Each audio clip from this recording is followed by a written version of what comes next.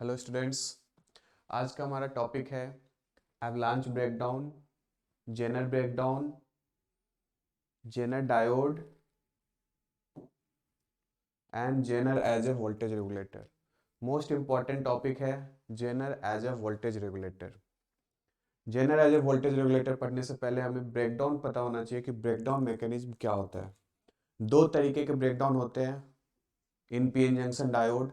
Avalanche breakdown जो है normal PN junction diode में होता है, ठीक है। जेनर ब्रेकडाउन जेनर डायोड में होगा। तो सबसे पहले हम लोग एवलांच ब्रेकडाउन देखेंगे। नॉर्मल पीएन जंक्शन डायोड हमने पढ़ रखा है, उसमें हम फॉरवर्ड बायसिंग की बात कर चुके हैं। रिवर्स बायसिंग में कैसे हमारा डायोड काम करता है वो भी हमने देख रखा है।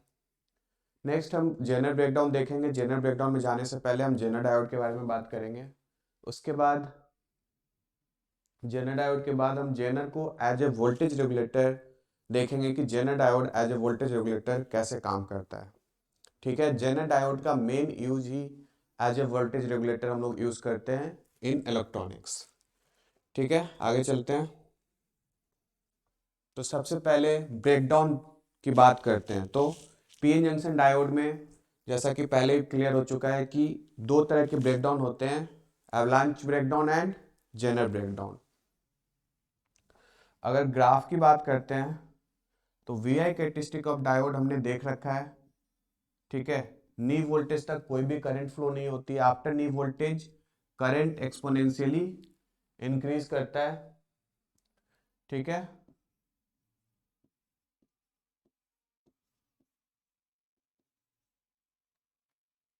Voltage versus current.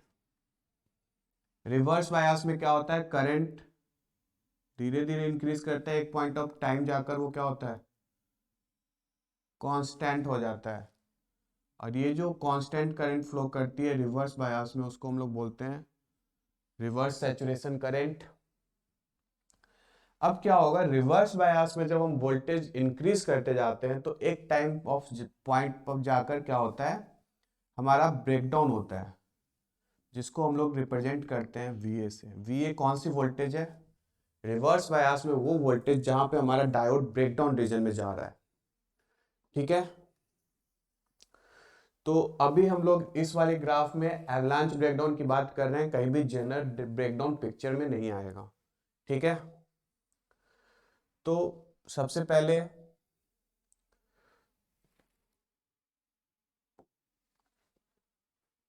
Avalanche breakdown में हम लोग एवलांच ब्रेकडाउन की बात करते हैं तो हमारे पास एक पीएन जंक्शन डायोड है, ठीक है,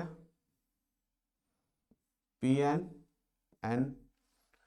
इसके पास डोनर इम्प्योरिटीज है, मतलब इलेक्ट्रॉन एक्स्ट्रा है, एक्सेस ऑफ इलेक्ट्रॉन है। इसके पास एक्सेप्टेड इम्प्योरिटीज है तो एक्सेस ऑफ होल्स है, ठीक है। अब सबको डिप्लेशन लेयर फॉर्मेशन होगा आफ्टर डिफ्यूजन प्रोसेस, ये तो क्लियर है। तो क्या होगा, इधर पॉजिटिव चार्ज इकट्ठे हो जाएंगे और पी साइड में minus charge. Due to the diffusion process depletion layer हमारा फॉर्म हो जाएगा। और जब हम एवलांच ब्रेकडाउन की बात कर रहे हैं तो एवलांच ब्रेकडाउन में पीएन जंक्शन की जो डोपिंग है वो बहुत ही नॉर्मल डोपिंग है। इंपॉर्टेंट पॉइंट इसलिए है क्योंकि नॉर्मल पीएन जंक्शन डायोड में हम लोग डोपिंग को नॉर्मल रखते हैं। जेनर डायोड के केस में डोपिंग लेवल हम लोग इंक्रीज करते हैं, और किस तरीके से इंक्रीज करते हैं उसके बारे में बाद में बात करेंगे। नॉर्मल पीएन जंक्शन डायोड में डोपिंग लेवल नॉर्मल होगी, ठीक है। अब due to the diffusion process हमारा डिप्लेशन लेयर क्रिएट हो जाएगा। अब एक इंटरनल इलेक्ट्रिक फील्ड डेवलप हो जाएगी from N side to P side. अब बात हम लोग किसकी कर रहे हैं, निगेटिव वोल्टेज की, राइट।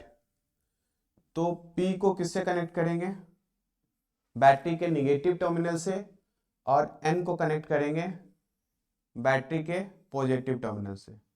किसमें कनेक्टेड है ये, रिवर्स बायस में। तो जब भी ऐसा होता है तो हमारे जंक्शन पे क्या इफेक्ट होता है, इसको चाहिए पॉजिटिव बैटरी के पॉजिटिव टर्मिनल को चाहिए इलेक्ट्रॉन, एन साइड में इलेक्ट्रॉन एक्सेस में ऑलरेडी है, मतलब मेजॉरिटी चार्ज कैरियर्स यहाँ पर इलेक्ट्रॉन है और यहाँ पर होल्स है। तो majority charge carrier of P side and majority charge carriers of N side कहाँ मूव होते हैं? Away from the junction. तो इलेक्ट्रॉन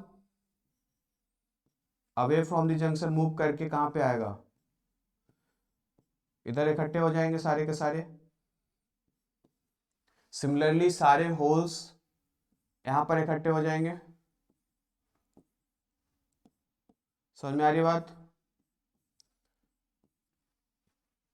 अब रिवर्स बायस में जैसे जैसे आप वोल्टेज को इंक्रीज करोगे, डिप्लेशन लेयर भी हमारा इंक्रीज होता जाएगा। ठीक है, अब जैसे जैसे वोल्टेज इंक्रीज कर रहे हैं, इसकी स्ट्रेंथ बढ़ती जा रही है इलेक्ट्रॉन को अट्रैक्ट करने की। बात समझ में आ रही है? ये वोल्टेज जितना इंक्रीज करेंगे, एन साइड के इलेक्ट्रॉन की स्ट्रेंथ अट्रैक्ट करने की, इस वोल्टेज के कारण अट्रैक्ट करने की स्ट्रेंथ बढ़ती जाएगी। तो धीरे धीरे धीरे धीरे धीरे करके सारे जितने भी मेजॉरिटी चार्ज कैरियर होंगे अवे फ्रॉम दी जंक्शन, ठीक है, अवे फ्रॉम दी जंक्शन, और डिप्लेशन रीजन विथ धीरे धीरे धीरे धीरे बढ़ती रहेगी। लेकिन एक पॉइंट ऐसा आएगा जब इसकी स्ट्रेंथ इतनी ज्यादा हो जाएगी कि पी साइड में जो हमारा माइनॉरिटी में इलेक्ट्रॉन है, ठीक है, ये कौन सा है? Minority electron. पी साइड में होल्स एक्सेस में होता है लेकिन इलेक्ट्रॉन की अवेलेबिलिटी भी होती है, लेकिन वो माइनॉरिटी चार्ज कैरियर होती है। तो जब हम निगेटिव में रिवर्स वोल्टेज इंक्रीज करेंगे तो इसकी स्ट्रेंथ इतनी ज्यादा हो जाएगी कि वो अब एन साइड के सारे इलेक्ट्रॉन को तो अट्रैक्ट कर ही चुका है, इसकी डिमांड होगी अब मोर इलेक्ट्रॉन की। अब इलेक्ट्रॉन कहां से आएगा? इस वाले साइड से। तो जब मोमेंट, उस मोमेंट पे जहां पे ये वाला इलेक्ट्रॉन जंप कर कर यहां पर आ जाएगा, that condition is known as a breakdown. और नॉर्मल पीएन जंक्शन में ब्रेकडाउन की बात कर रहे हैं, दैट्स व्हाई एवलांच ब्रेकडाउन। ठीक है, एवलांच ब्रेकडाउन 6 वोल्ट या 6 वोल्ट से ग्रेटर वोल्टेज पे होती है, ऐसा बुक में लिखा होता है, पर ऐसा जरूरी नहीं है।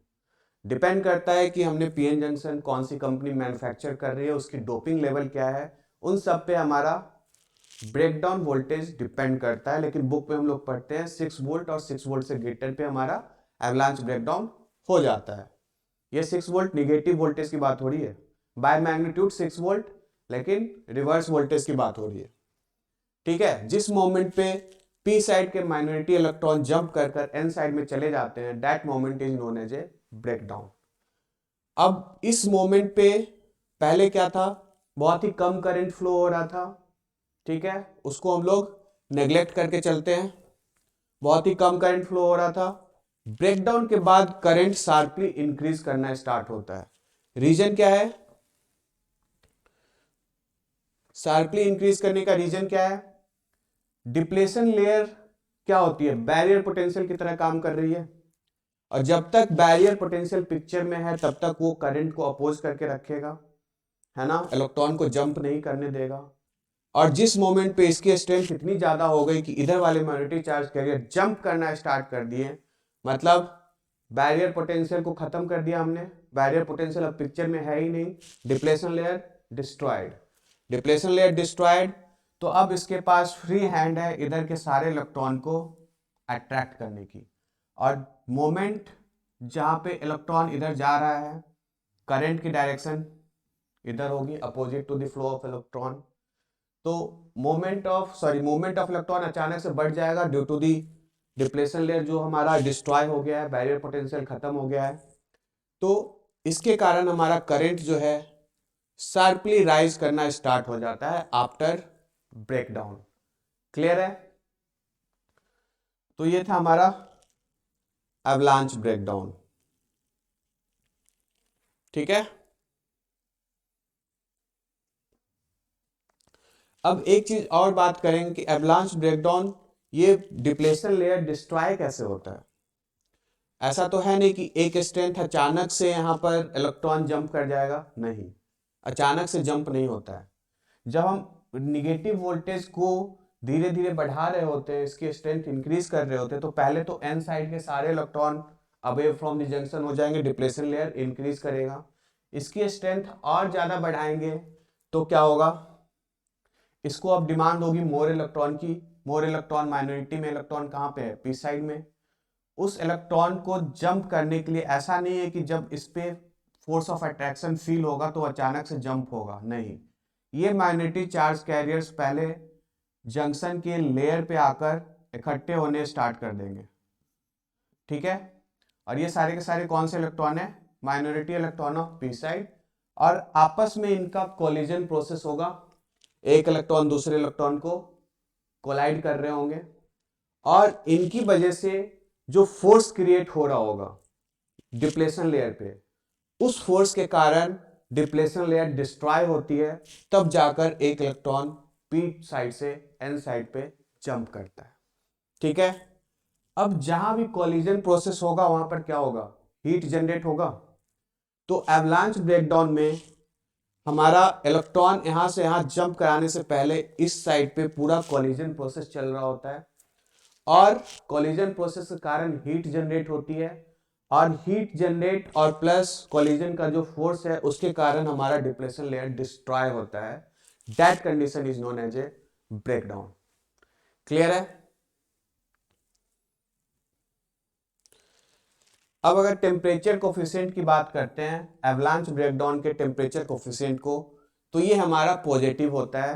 मतलब एवलांच ब्रेकडाउन जैसे जैसे टेम्परेचर इंक्रीज करते हैं तो हमारा ब्रेकडाउन वोल्टेज भी इंक्रीज करता जाता है इन टर्म्स ऑफ मैग्नीट्यूड। इसके बारे में हमने सेकंड लेक्चर में बता रखा है कि जैसे जैसे आप टेम्परेचर इंक्रीज करोगे ब्रेकडाउन वोल्टेज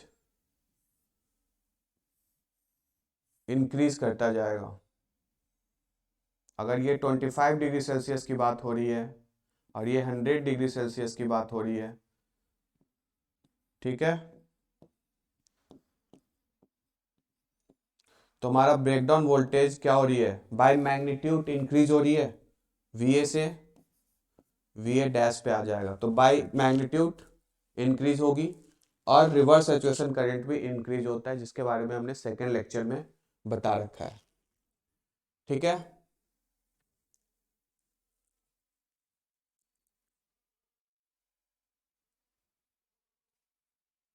पढ़ लेना, समझ में आ जाएगा।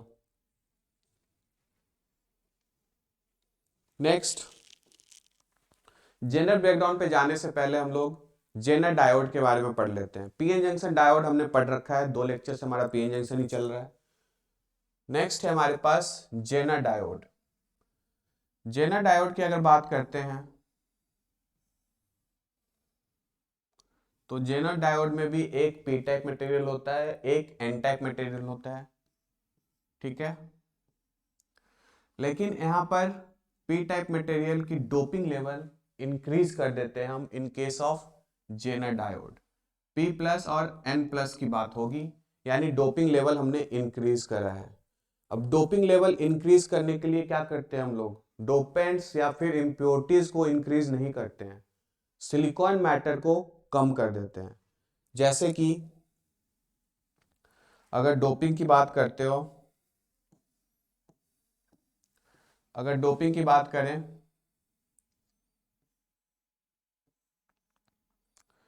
इस वाले सिलिकॉन आइटम्स में हमने डोपिंग करी है 100 मॉलिक्यूल्स, मतलब 1000 सिलिकॉन मॉलिक्यूल्स में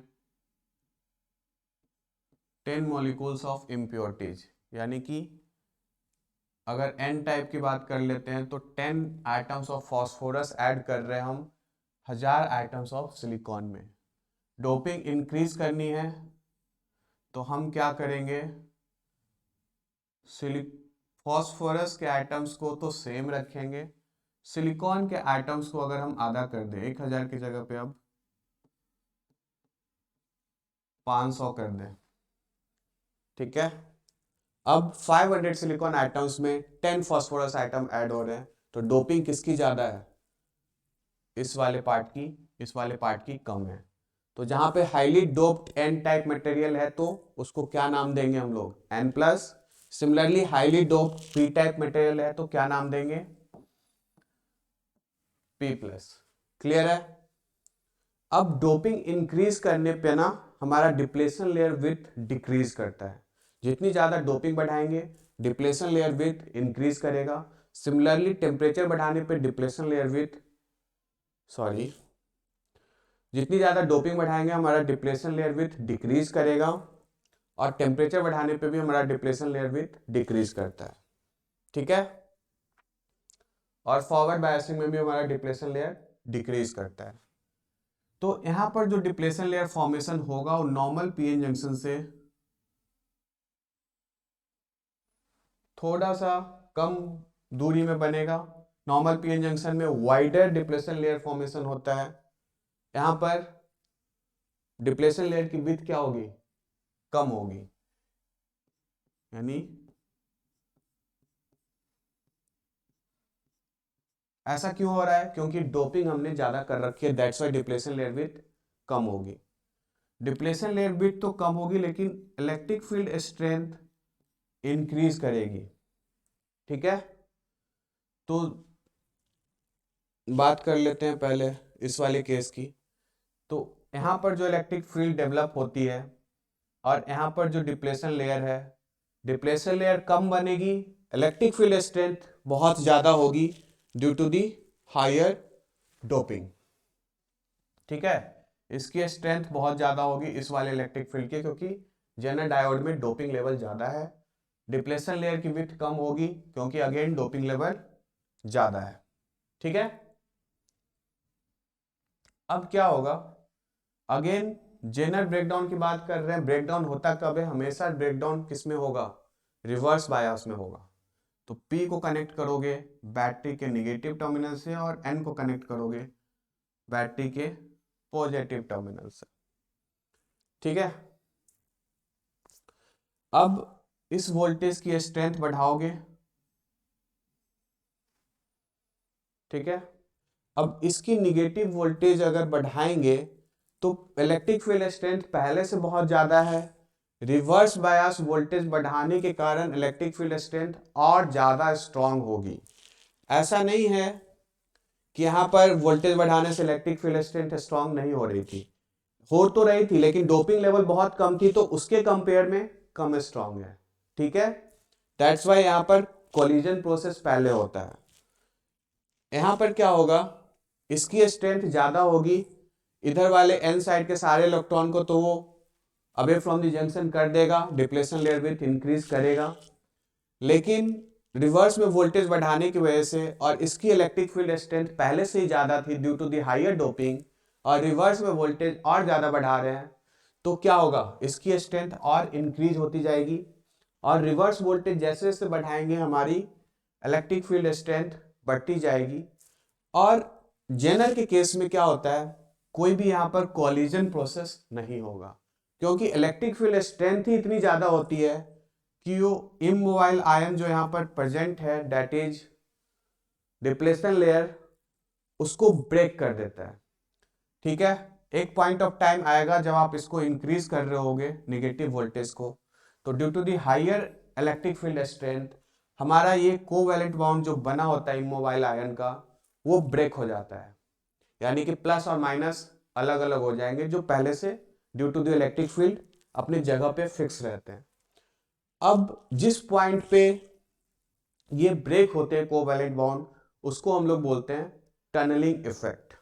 ठीक है। जेनर डायोड में कोवैलेंट बॉन्ड जब ब्रेक होता है that is known as a tunneling effect. Tunneling effect इसलिए बोलते हैं क्योंकि किसी रीजन में ऐसा नहीं कोवैलेंट बॉन्ड पूरा का पूरा ब्रेक हो जाएगा, नहीं, कहीं किसी पॉइंट पे मान लेते हैं यहां पर ब्रेक हुआ तो यहां पर एक टनल क्रिएट हो जाता है, मतलब इस साइड के मैग्नेटिक चार्ज कैरियर को रास्ता मिल जाता है एन साइड में जाने का।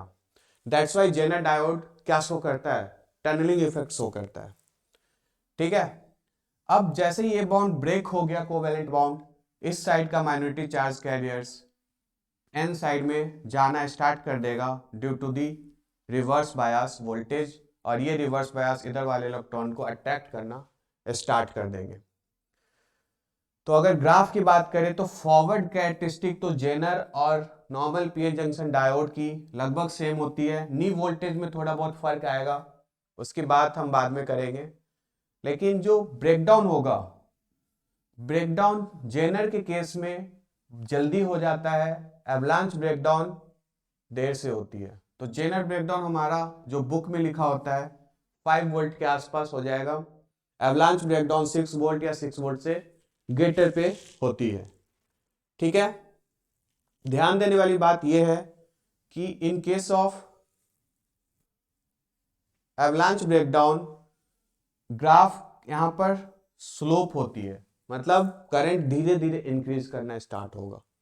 लेकिन in case of Zener breakdown जैसे ही ब्रेकडाउन होगा करंट शार्पली इंक्रीज करेगी, मतलब एक शार्प टर्न लेगा और शार्पली इंक्रीज करना स्टार्ट कर देगी, क्योंकि एक टनल मिल जाएगा, टनल से सारे इलेक्ट्रॉन पास होना स्टार्ट हो जाएंगे। ठीक है, तो ये था हमारा जेनर ब्रेकडाउन।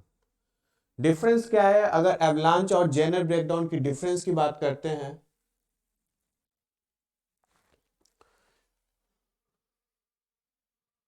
एवलांच और जेनर की अगर डिफरेंस की बात करते हैं तो डिफरेंस क्या क्या हो सकती है? सबसे पहला डिफरेंस तो है कि एवलांच ब्रेकडाउन में डोपिंग, कम डोपिंग वाले डायोड में एवलांच ब्रेकडाउन होती है, हायर डोपिंग वाले डायोड यानी जेनर डायोड में हमारी जेनर ब्रेकडाउन होगी। In terms of breakdown voltage की बात करें तो जेनर ब्रेकडाउन एवलांच से पहले हो जाता है 5 वोल्ट के आसपास, -5 की बात हो रही है, और सॉरी जेनर 5 वोल्ट के आसपास हो जाता है, एवलांच ब्रेकडाउन 6 वोल्ट या 6 वोल्ट के ग्रेटर के बाद होता है। ठीक है, अगर कोवैलेंट बॉन्ड ब्रेक करने की बात कर लें तो एवलांच ब्रेकडाउन में पहले कॉलिजन प्रोसेस स्टार्ट होता है, देन हम डिप्लेशन लेयर को ब्रेक करते हैं। मतलब कोवैलेंट बॉन्ड ब्रेक तो होता है लेकिन इनडायरेक्टली आफ्टर कॉलिजन। ठीक है, लेकिन जेनर के केस में हायर इलेक्ट्रिक फील्ड स्ट्रेंथ के कारण covalent bond break directly. Next, tunneling effect. Tunneling effect कौन सी डायोड शो करती है? Zener diode. एवलांच ब्रेकडाउन में कोई भी टनलिंग इफेक्ट नहीं होता है। अगर टेम्परेचर कोफिशिएंट की बात करते हैं तो टेम्परेचर कोफिशिएंट ब्रेकडाउन वोल्टेज का क्या था? टेम्परेचर इंक्रीज करने पे अगर वोल्टेज इंक्रीज करती है तो दैट इज पॉजिटिव, अगर टेम्परेचर इंक्रीज करने पे ब्रेकडाउन वोल्टेज डिक्रीज करती है तो दैट इज निगेटिव। तो अगर टेम्परेचर कोफिशिएंट की बात करते हैं तो टेम्परेचर कोफिशिएंट पॉजिटिव था इन केस ऑफ एवलांच ब्रेकडाउन, यानी कि temperature increases, avalanche breakdown voltage यानी VA also increases.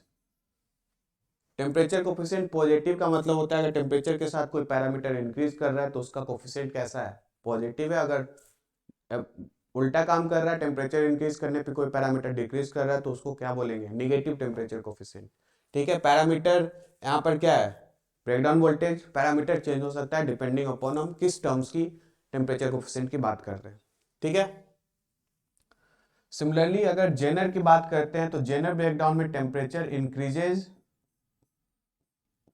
Increases, Zener breakdown voltage decreases, यानी कि जेनर का टेम्परेचर कोफिशिएंट कैसा होता है? निगेटिव होता है। तो एक डिफरेंस तो ये भी आ जाएगा कि avalanche breakdown temperature coefficient positive, Zener breakdown temperature coefficient is negative.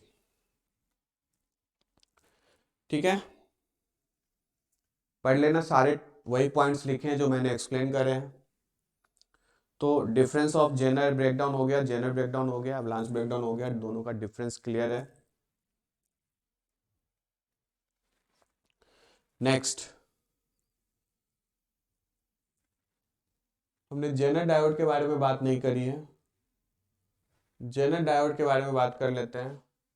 Jenner diode breakdown मैंने बता दिया था कि हायर डोपिंग होती है, तो सेम जैसे नॉर्मल पीएन जंक्शन डायोड की सिंबल होती थी, सेम P+ और N+ की सिंबल कुछ इस तरीके से होगी। जहां भी ऐसा बना होगा, ये इसका P साइड, ये इसका N साइड, जहां भी ये सिंबल होगा कौन सी डायोड की बात होगी? जेनर डायोड की। ठीक है। और यहाँ पर एक पॉइंट है, it is used as a voltage regulation.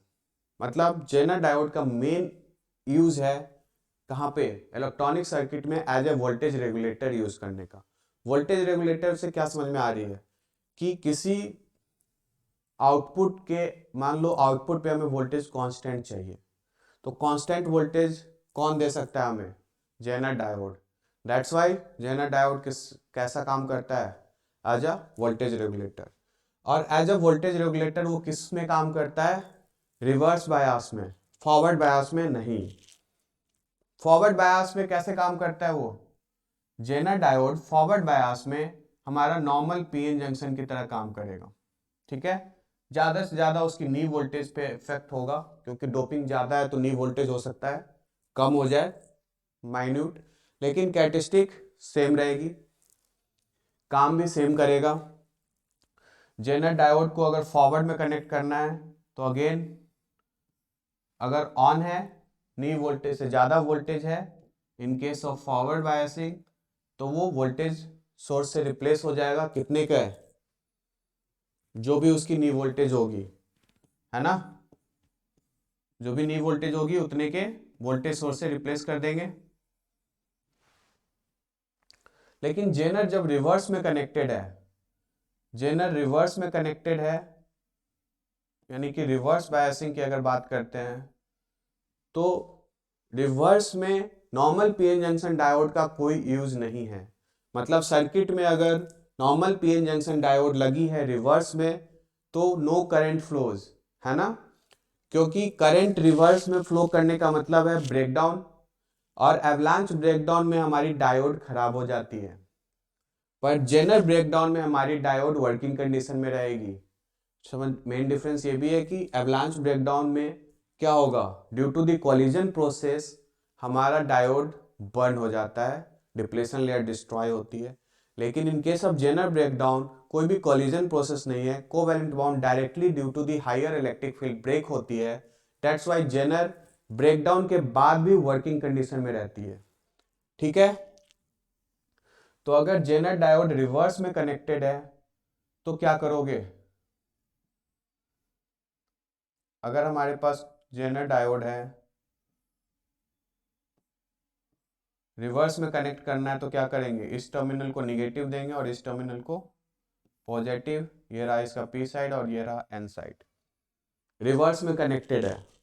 और रिवर्स में बाय वीआई कैरेक्टरिस्टिक अगर देखो तो ब्रेकडाउन से पहले तो बहुत ही कम करंट है, जिसको हम लोग थ्योरी में निगलेक्ट कर देते हैं, प्रैक्टिकल केस में लेंगे। थ्योरी में बहुत ही कम करंट होता है तो उसको हम लोग निगलेक्ट कर देते हैं। करंट एक्चुअल में राइज कब कर रही है, आफ्टर ब्रेकडाउन। तो अगर रिवर्स वोल्टेज हमारा जो भी दिए है वो अगर वीजेड है या फिर वीजेड से ग्रेटर है, तो हमारा डायोड करंट फ्लो करेगा, वर्किंग कंडीशन में रहेगा, डिस्ट्रॉय नहीं होगा। तो ये पूरा का पूरा सर्किट कैसे बनेगा, किससे रिप्लेस कर देंगे हम लोग,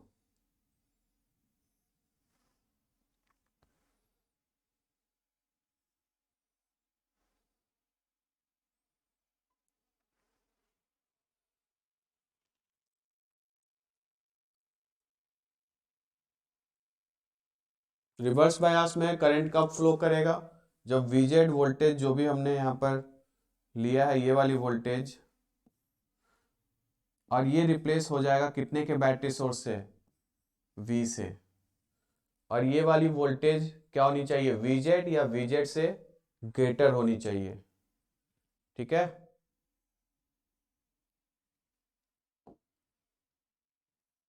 तो जो भी बाहर का वोल्टेज दे रहे हो वो V voltage greater than VZ होना चाहिए। तो ऐसा अगर केस है तो diode, normal PN junction diode में तो नी वोल्टेज से रिप्लेस होता है, रिवर्स बायस में किससे रिप्लेस हो जाएगा, अगर ये वोल्टेज ग्रेटर देन वीजेड है तो ऑन कंडीशन में है, यानी कि करंट फ्लो करेगी रिवर्स बायस के केस में। ठीक है, एक सेकेंड, एक मिस्टेक है।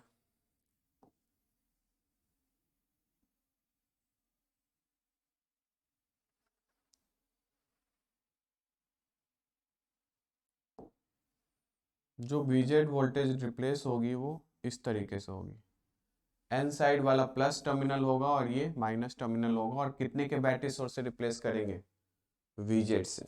कब, जब reverse bias voltage greater than VZ होगी, तभी तो हमारा डायोड रिवर्स में भी कनेक्टेड है और ब्रेकडाउन रीजन के बाद ही तो करंट फ्लो करेगा। दैट्स वाई जब ऑन स्टेट होगा तभी हम डायोड की जगह पे क्या रिप्लेस कर देंगे, बीजेड का बैटरी सोर्स। क्लियर है?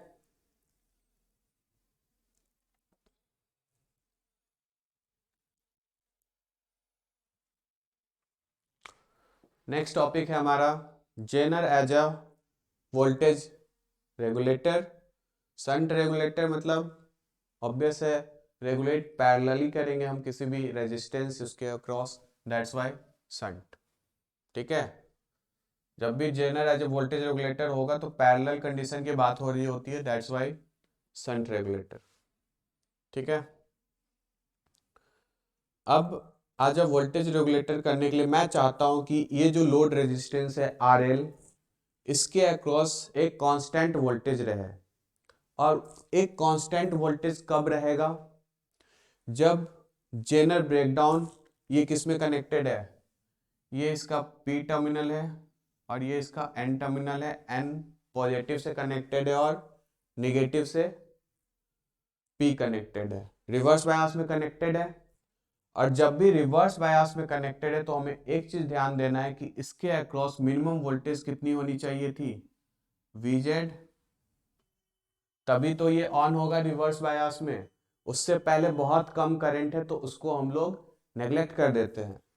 रिवर्स बायस में ब्रेकडाउन रीजन में जाने के लिए डायोड के अक्रॉस मिनिमम वोल्टेज कितनी चाहिए, VZ, तब जाकर हमारी डायोड ऑन होगी। और ऑन होगी तो इस पूरे डायोड को हम लोग किससे रिप्लेस करते हैं, बैटरी सोर्स से। कितने का बैटरी सोर्स, VZ। समझ में आ रही है बात? ठीक है, तो मैं चाहता हूं कि इस रेजिस्टेंस के अक्रॉस एक कांस्टेंट वोल्टेज रेगुलेट हो, दैट इज VZ। तो उसके बारे में हम लोग बात करेंगे। डायग्राम दोबारा से बना लेते हैं।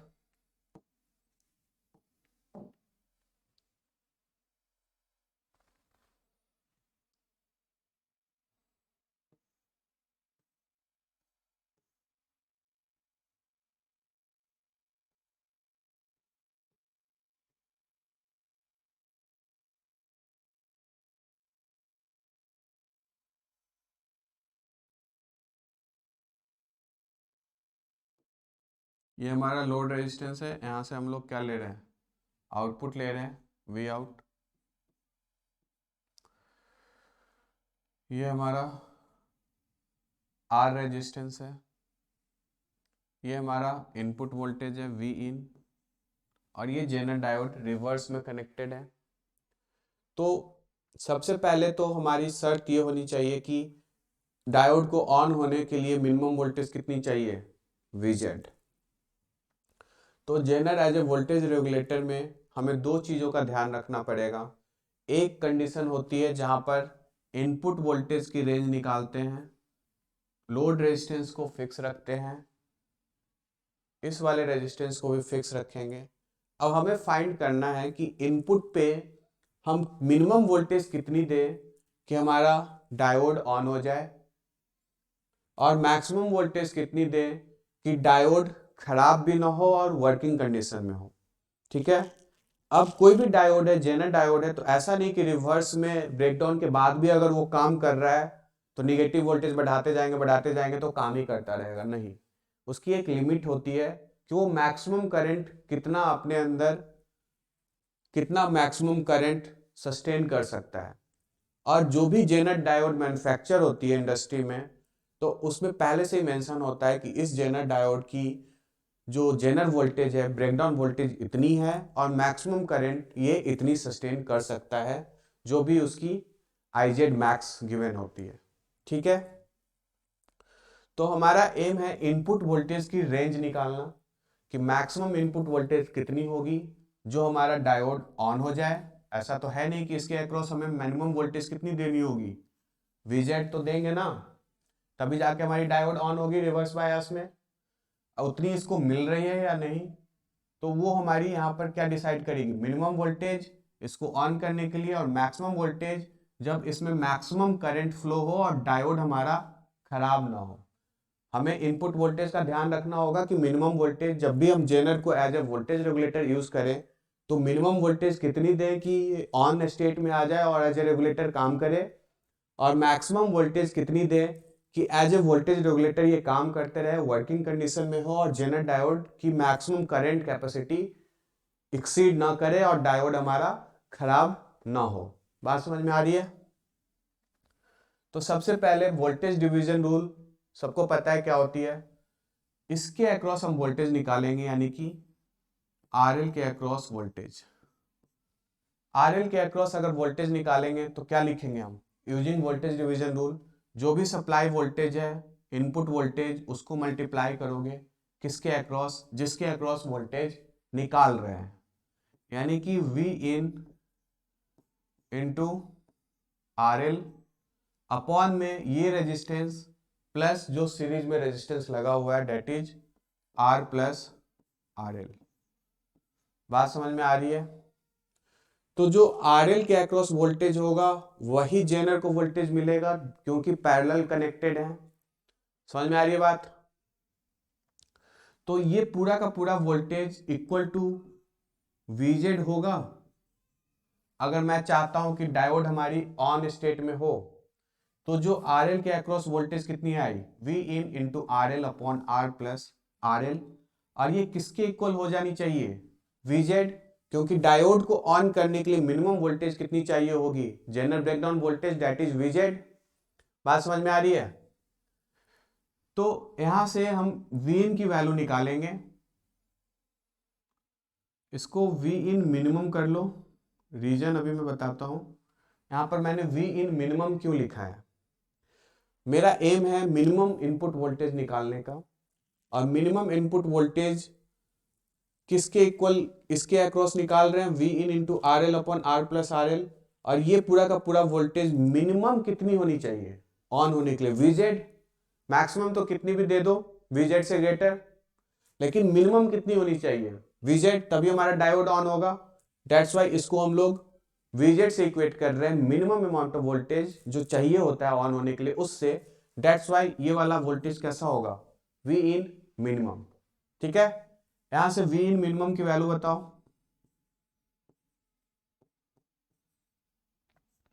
क्या लिखेंगे, Vz into R plus RL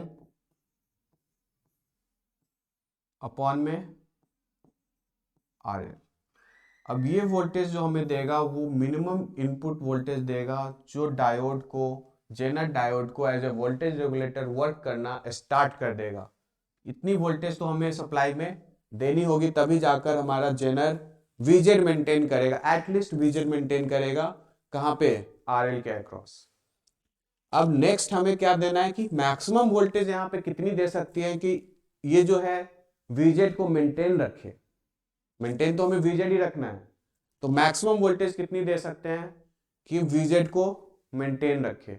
बात समझ में आ रही है? तो मैक्सिमम के लिए हम क्या करेंगे, इस पॉइंट पे KCL लगा देंगे। मान लेते हैं इधर से करंट I आ रही है, मैक्सिमम वोल्टेज दे रखा है हमने, मैक्सिमम वोल्टेज जब दे रखा है तो जेनर डायोड में मैक्सिमम करंट फ्लो होगी दैट इज Iz मैक्स। ठीक है,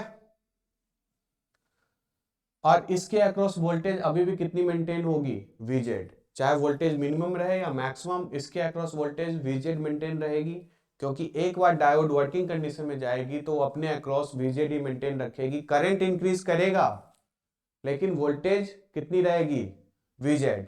क्यों, अगर बाई ग्राफ देखो जेनर ब्रेकडाउन का ग्राफ कैसा है, अब यहाँ के बाद वोल्टेज इंक्रीज कर रहे हैं, करंट इंक्रीज कर रही है, लेकिन वोल्टेज क्या हो गई, कांस्टेंट हो गई ना।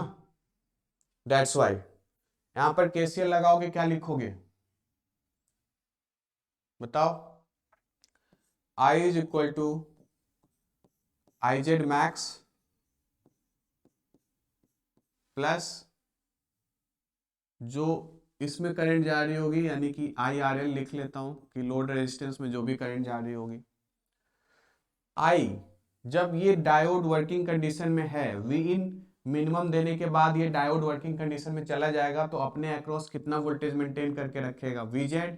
तो इस पॉइंट पे पोटेंशियल कितनी होगी, VZ। यहां से कितनी देंगे हम, V इन मैक्स, क्योंकि मैक्सिमम वोल्टेज की बात हो रही है।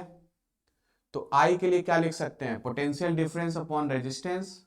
तो R के अक्रॉस पोटेंशियल डिफरेंस क्या है, R के across potential difference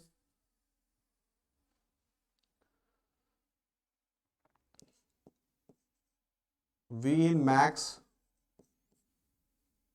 minus VZ upon R, voltage difference upon resistance that is I current, is equal to IZ max. IZ max हर जेनर डायोड की गिवन होगी क्वेश्चन में। Diode जब हम खरीदने जाते हैं तब भी हमारा IZ मैक्स मेंशन होता है कि मैक्सिमम डायोड में हम इतनी करंट दे सकते हैं। इस रेजिस्टेंस में करंट कितनी होगी, इसके अक्रॉस वोल्टेज कितना मेंटेन होगा, VZ। तो रेजिस्टेंस के अक्रॉस वोल्टेज VZ, तो VZ अपॉन RL हमारा कौन सी करंट होगी, IRL। ठीक है, इस इक्वेशन से V इन मैक्स की वैल्यू मिल जाएगी,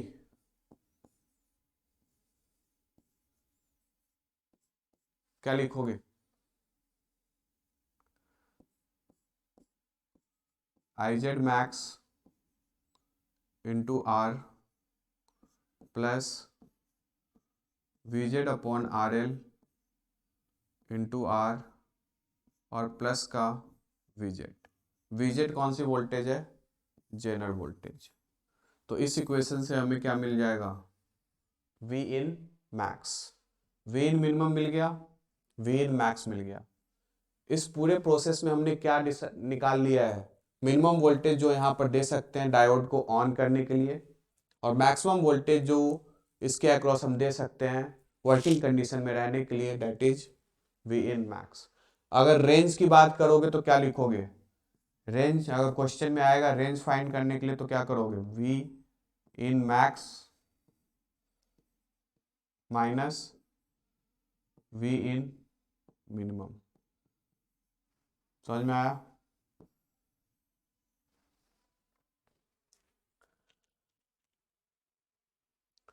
ये था हमारा इनपुट वोल्टेज का रेंज निकालना। जेनर में एक दूसरा केस बनेगा जहां पर हम इनपुट को तो फिक्स रखेंगे, RL की रेंज निकालना होगा। तो RL की रेंज निकालने के लिए क्या करेंगे, अगेन डायग्राम फिर से बनाते हैं सेम। यहां पर हमने V इन को अब क्या कर दिया है, फिक्स कर दिया है।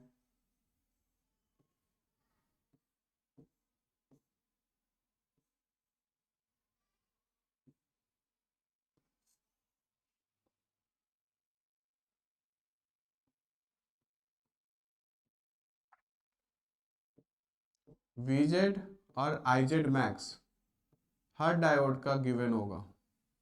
अगर IZ मैक्स नहीं गिवन होगा तो डायोड का PZ गिवन होगा, पावर गिवन होगा। और PZ इज इक्वल टू क्या होती है, VZ इंटू IZ मैक्स। तो आइदर पावर गिवन होगा या IZ मैक्स गिवन होगा, VZ तो ऑलवेज गिवन होगा। तो पावर गिवन होगा तो IZ मैक्स निकाल लेंगे। ठीक है, अब RL को वैरी कराना है और RL की रेंज निकालनी है। अब इस वाले क्वेश्चन के फॉर्मेट में क्या होता है, हमें RL की मिनिमम वैल्यू निकालनी है जो जेनर को as a voltage regulator maintain रखे, कितनी, VZ। और RL की मैक्सिमम वैल्यू निकालनी है जो जेनर को एज ए वोल्टेज रेगुलेटर रखे मेंटेन करके, कितनी, VZ। तो अगेन सबसे पहला काम वही करेंगे हम लोग, RL के अक्रॉस वोल्टेज बताओ, VRL। क्या लिखेंगे, V in using voltage division rule, V in into RL upon RL plus R। और ये मिनिमम किसके इक्वल होना चाहिए अगर मैं चाहता हूं जेनर रिवर्स में ऑन हो जाए, जनरल ब्रेकडाउन वोल्टेज के VZ, ठीक है। मिनिमम वोल्टेज VZ चाहिए होती है डायोड को ऑन रखने के लिए, तो ये पूरा वोल्टेज जो इसके अक्रॉस आएगा वो जेनर को मिलेगा, और जेनर को मिनिमम कितनी चाहिए VZ, दैट्स वाई इक्वेट कर लिए। हम मिनिमम वोल्टेज की बात कर रहे हैं तो उस टाइम पे जो भी RL की वैल्यू होगी कैसी होगी, मिनिमम होगी। यहां भी RL मिनिमम हो जाएगा। इक्वेट करें, RL मिनिमम फाइंड करना है हमें, क्या लिखोगे, V in RL minimum is equal to VZ RL minimum plus R VZ, ठीक है। RL मिनिमम कॉमन ले लोगे, क्या होगा, RL मिनिमम की value R into VZ upon V in minus VZ। यहाँ से हमें RL मिनिमम की वैल्यू मिल गई, ठीक है। RL मैक्स भी निकालना होगा। RL मैक्स के लिए क्या करेंगे, अगेन यहाँ पर KCL, आई करंट आएगी, ठीक है। तो जब मैक्सिमम निकाल रहे हैं, RL मैक्स की बात होगी, तो तुम्हें पता है कि मैक्सिमम रेजिस्टेंस करंट को क्या करता है, कम। तो उस टाइम पे ज्यादा से ज्यादा करंट कहाँ फ्लो हो रही होगी, डायोड में, और मैक्सिमम डायोड में कितनी करंट फ्लो हो सकती है, IZ मैक्स। तो जिस टाइम पे यहाँ पर IZ मैक्स फ्लो हो रही है उस टाइम पे इधर RL कैसा होगा, मैक्सिमम होगा, तभी तो मैक्सिमम करंट कहाँ से फ्लो होगी, डायोड से। दैट्स वाई उस टाइम पे RL की वैल्यू कैसी होगी, मैक्सिमम होगी। लगाओ KCL, I is equal to, क्या लिखोगे, I is equal to IZ max plus IRL, जो भी IRL मैक्स के अक्रॉस फ्लो करेगी, है ना। I की वैल्यू क्या होगी, इसके across potential difference on state में है तो यहाँ पर पोटेंशियल VZ, क्या लिखेंगे, V in minus VZ upon R, किसके इक्वल होगा, IZ मैक्स तो फ्लो करेगी ही, मैक्सिमम रेजिस्टेंस की बात कर रहे हैं तो मैक्सिमम करंट इधर जाएगी, जो कि गिवन होगा क्वेश्चन में, IZ मैक्स। और IRL क्या होगी, इसके अक्रॉस पोटेंशियल कितनी मेंटेन होगी, VZ, इसके अक्रॉस पोटेंशियल क्या मिलेगी, पैरेलल है तो VZ अपॉन, यहाँ पर जो रेजिस्टेंस की वैल्यू होगी वो RL मैक्स होगी। रीजन पता है, क्लियर है, क्योंकि डायोड में मैक्सिमम करंट जा रही है, उधर कम करंट जाएगी, कम करंट मतलब RL कैसा होगा, मैक्सिमम होगा। यहां से RL मैक्स की वैल्यू बताओ, RL मैक्स की वैल्यू क्या होगी,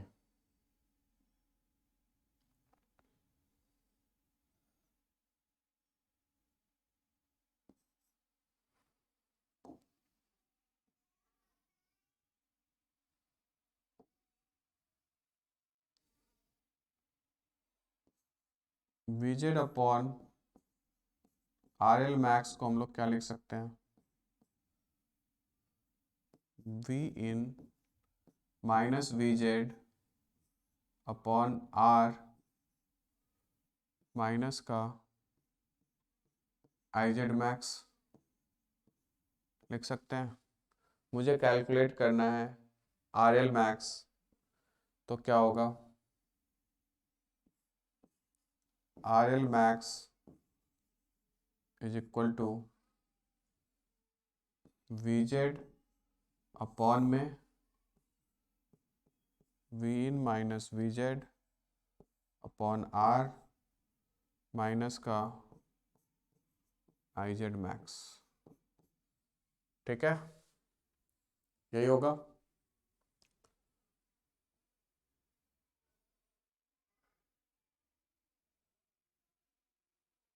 यहाँ से हमें जो भी वैल्यू मिलेगी रेजिस्टेंस की, that will be RL max, clear है।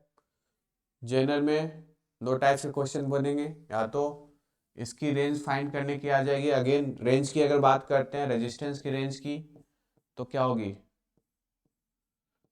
R L max minus R L mean, या तो ये बताने के लिए आ जाएगा, या फिर वोल्टेज की रेंज फाइंड करने के लिए आएगी, जो कि हमने इसमें देख रखा है। ठीक है,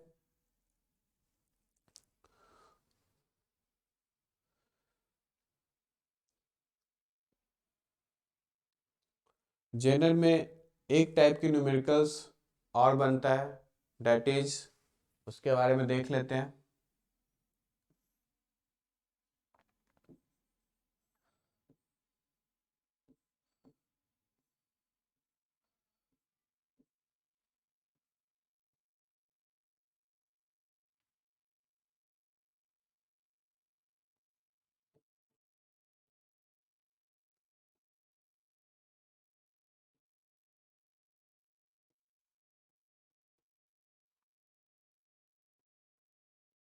न्यूमेरिकल होगा कि आई, आई जेड और आई एल फाइंड करने के लिए, find the value of I, I Z and I L.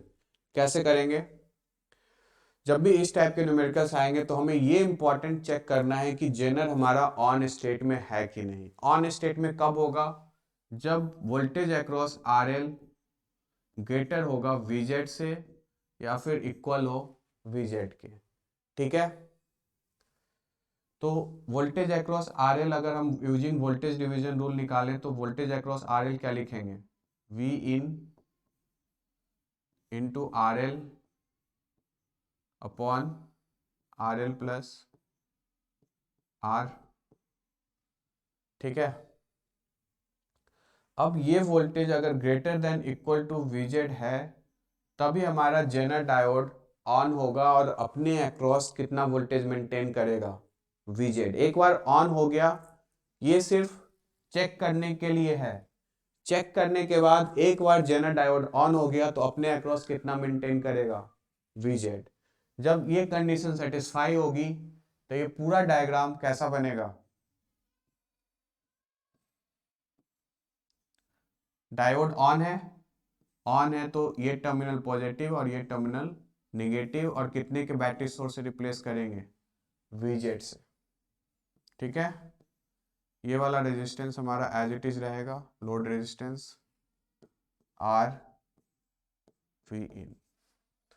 अब ये करंट थी आई, ये करंट थी आई जेड, ये करंट थी हमारी आई एल यानी लोड करंट। अब आई करंट की अगर बात कर लें, यहां पर पोटेंशियल कितनी है? वीजेड। आई करंट फाइंड करना है, क्या लिखेंगे? Total potential difference, that is V in minus V Z upon R. I मिल जाएगा। आई एल के लिए क्या होगा? इस लोड रेजिस्टेंस के अक्रॉस वोल्टेज कितनी है? वीजेड। तो आई इज इक्वल टू क्या होगा? V is equal to I R से वीजेड अपॉन आर एल हमें क्या देगा? आई एल देगा। अब हमें आई मिल गया, आई एल मिल गया, केसीएल से क्या है? I is equal to I Z plus I L. यहां से आई जेड फाइंड करना होगा, क्या लिखेंगे? I minus I L. तो जेनर डायोड पे तीन टाइप्स के न्यूमेरिकल्स बनेंगे, या तो रेजिस्टेंस की रेंज निकालने के लिए आएगी, या फिर इनपुट वोल्टेज की रेंज निकालने के लिए आएगी, या फिर ये सिंपल टाइप का न्यूमेरिकल्स आएगा जहां पर आई, आई जेड या आई एल फाइंड करने के लिए होगा। ठीक है, नेक्स्ट लेक्चर में हम लोग जेनर डायोड पे बेस्ड न्यूमेरिकल्स लेंगे, जहां पर इस पे बेस्ड हम लोग न्यूमेरिकल्स करेंगे, और सिमिलरली वोल्टेज रेंज और रेजिस्टेंस, लोड रेजिस्टेंस रेंज के ऊपर भी न्यूमेरिकल्स करेंगे। ठीक है, थैंक यू।